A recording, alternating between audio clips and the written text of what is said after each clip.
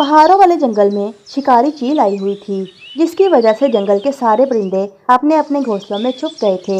वहीं दूसरी तरफ मानो चिड़िया अपनी बेटी लाडी के साथ अपने छोटे से घोंसले में बैठी थी कि अचानक लाडी रोते हुए अपनी मामा से कहती है, मामा, मुझे बहुत भूख लगी है। मेरे पेट में तो चूहे नाच रहे हैं। मामा, 2 दिन हो गए, मुझे कुछ भी नहीं मिला खाने को। मामा, अगर अब मुझे कुछ नहीं मिला तो मैं यहाँ ही मर जाऊंगी। अपनी बेटी लाडी की ये बात सुनकर मामा चिड़िया का दिल टूटने वाला था। लाडी मेरी बेटी, ऐसा मत कहो, मैं भी तुम्हारे साथ ही भूखी हूँ। बेटी, मैं बहुत मजबूर हूँ। तुम्हें तो मालूम है कि जंगल में शिकारी चील घूम रही है। अगर मैं खाना लेने बाहर गई तो वो शिकारी चील हम सब परिंदों को चीर फाड़ कर खा जाएगी। लेकिन मामा, अब मेरा और सब्र नहीं हो रहा। कमजोरी की वजह से मुझे चक्कर भी आने लगे हैं। ठीक है लाडी बेटा, मैं तुम्हारे लिए किसी न किसी तरह खाना ढूंढ कर लाती हूँ। तुम घर पर ही रहना, बाहर मत जाना। तुम्हें मालूम है ना, वो शिकारी चील नन्हे परिंदों को मारकर खा जाती है। अगर वो शिकारी चील की नज़र तुम पर पड़ गई तो वो तुम्हें खाए बगैर सांस नहीं लेगी। इसलिए लाडी बेटा, खिड़की बंद कर लेना और जैसे ही मैं जाऊं घर का दरवाज़ा भी बंद कर लेना। ठीक है मामा, आप अपना ख्याल रखना, मैं भी अपना ख्याल रखूंगी और मैं घर से बाहर नहीं जाऊंगी। ऐसा कहकर मामा चिड़िया अपने घर से बाहर आ जाती है। मामा चिड़िया खाने को इधर उधर हर जगह तलाश करती है, लेकिन चिड़िया को खाना कहीं नहीं मिलता। दूसरी तरफ शिकारी चील एक दरख्त के नीचे बैठी भूख से तड़प रही थी। इस जंगल के परिंदे बड़े चालाक हैं। जैसे ही उन्हें पता चला कि मैं इस जंगल में आ गई हूँ, सब अपने अपने घरों में छुप गए हैं। अगर ऐसा ही रहा तो मैं तो भूख से मर ही जाऊंगी। मुझे कुछ करना होगा। अगर ये परिंदे अपने घरों से बाहर नहीं निकले तो क्या हुआ, मैं खुद इनके घरों में चली जाती हूँ और अगर इन्होंने दरवाज़ा न खोला तो अपनी चोंच से इनके घर तोड़ दूंगी। शिकारी चील दिल ही दिल में खुद से बातें कर रही थी। तभी उसकी नज़र मानो चिड़िया के घर पर पड़ती है।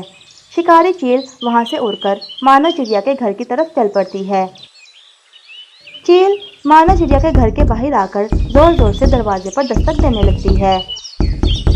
कौन कौन है बाहर? मामा, क्या आप आई हैं? ये आवाज़ तो किसी चिड़िया के बच्चे की लग रही है। हाँ, मुझे तो आज का मेरा खाना मिल गया।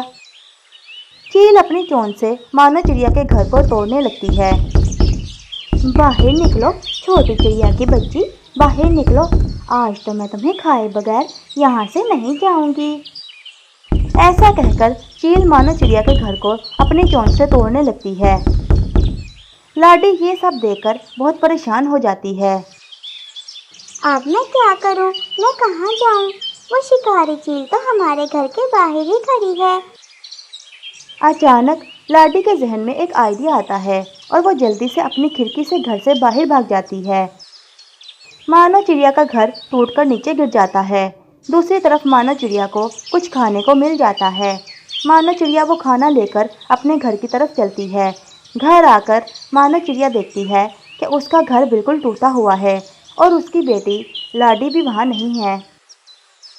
मानो चिड़िया ऐसा देखकर बहुत परेशान हो जाती है। लाडी, लाडी बेटा, तुम कहाँ हो? कहीं इस घर के नीचे तो नहीं दब गई? लाडी बेटी, नहीं, मेरा दिल कह रहा है कि ऐसा नहीं है। फिर मेरी बेटी कहाँ चली गई? मानो चिड़िया रोते हुए तोते के घर की तरफ चल पड़ती है। तोते भैया, क्या आपने मेरी लाडी को कहीं देखा है? मेरी लाडी न जाने कहाँ चली गई है। नहीं चिड़िया बहन, मैंने लाडी को कहीं नहीं देखा। ऐसा सुनकर मानो चिड़िया वहाँ से चली जाती है। मानो चिड़िया वहाँ से उड़कर रूबी कौवे के घर की तरफ जाती है। लाडी डर के मारे रूबी के घर आ गई थी। रूबी बहन, दरवाजा खोलो, क्या लाडी यहाँ है? दरवाजे पर दस्तक सुनकर रूबी कौवे घर से बाहर आ जाती है। अरे चिड़िया बहन, तुम इतनी परेशान क्यों हो रही हो? फिक्र मत करो, सांस लो, तुम्हारी बेटी लाडी मेरे पास बिल्कुल महफूज है। ऐसा सुनकर मानो चिड़िया के सांस में थोड़ी सी राहत आ जाती है। मामा चिड़िया घर के अंदर आ जाती है। मामा चिड़िया अपनी बेटी लाडी को अपने गले से लगा लेती है। लाडी बेटी, तुम यहाँ क्या कर रही थी? और हमारा घर कैसे टूट गया? फिर लाडी अपनी मामा को सारी बातें बताती है। शाबाश मेरी बच्ची, तुमने बिल्कुल ठीक किया जो तुम रूबी बहन के घर आ गई, वरना पता नहीं वो शिकारी चील क्या करती। हाँ चिड़िया बहन, मैं भी लाडी को यही कह रही थी कि उसने यहाँ आकर बहुत अच्छा किया। लेकिन रूबी बहन, अब हम दोनों कहाँ जाएंगे? हमारा घर तो टूट फूट गया है और इतनी जल्दी घर भी नहीं बन सकता। अरे मानो बहन, ऐसा कहकर मुझे शर्मिंदा मत करो।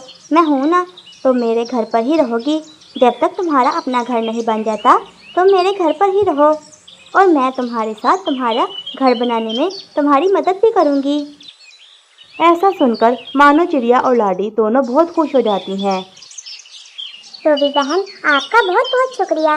मैं आपका ये एहसान कभी नहीं भूलूंगी।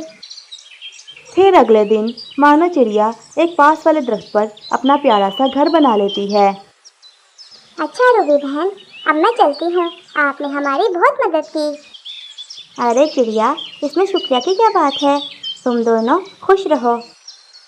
फिर मानो चिड़िया और लाडी खुशी खुशी अपने घर में रहने लगते हैं।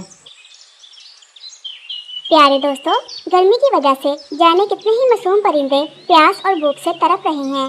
बराह करम अपनी छतों पर उनके लिए साफ पानी और दाने का इंतजाम ज़रूर किया करें। आपकी ये छोटी सी मेहरबानी किसी की ज़िंदगी बचा सकती है। और सब्सक्राइब बटन दबाएं ताकि ये बात ज़्यादा से ज़्यादा लोगों तक पहुँचे और परिंदों की जान बच सके।